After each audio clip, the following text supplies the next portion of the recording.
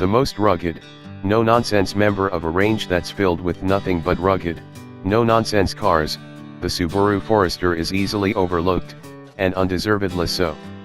There's much to like about it, especially if your priorities are at the utilitarian end of the spectrum. That said, Subaru doesn't make it easy for us to offer an unqualified endorsement for any of its cars, and this particular version of the Forester sums up so much that's frustratingly off-kilter about too many Subarus. Whoa there a second, what exactly is a Subaru Forester these days? Around since 1997, and more or less its current shape since 2009, the Forester was way ahead of the curve in being a road-biased, family-friendly 4x4.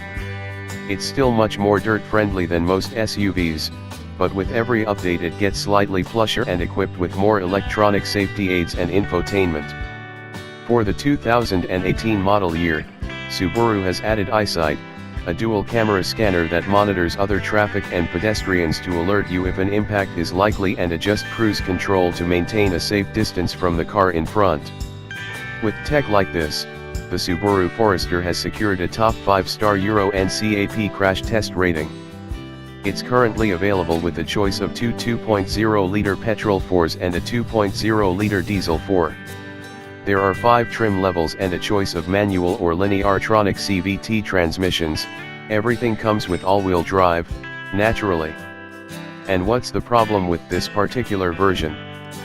Factor out the CVT on our Forester 2.0 IXE Premium Lineartronic and you'd fix the worst of the problems at a stroke. Like most CVT gearboxes on most cars, it's a highly unsatisfactory form of transmission from a driving point of view, even if it's an efficient and economical way to run an engine. There are steps engineered in to replicate the effect of changing gear, but they're not well spaced. Noisy and strained, this CVT is a failed attempt to solve a problem that doesn't exist. Fortunately, a manual is also available. This 1.48 bhp petrol engine is fine for poodling about, and smooth at all revs, but it's gutless. Fortunately, you could opt for a diesel or a more powerful petrol engine, although that 2.38 bhp Boxer 4 doesn't have the manual gearbox option. Other problems include generally poor soundproofing, seats that offer little lateral support, brakes that seem lacking in urgency, although this can be an advantage off-road, where you really don't want sudden braking, not helped by a lack of engine braking, and there's a spectacularly horrible action to the gear lever.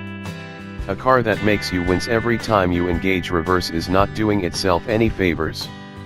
But it's not all bad. Far from it. The ride is generally very good. It's a car built on the assumption that roads are bumpy, and it swallows most of those imperfections with little fuss. The suspension and steering have been tweaked, making current Foresters more rigid and more flickable than earlier versions.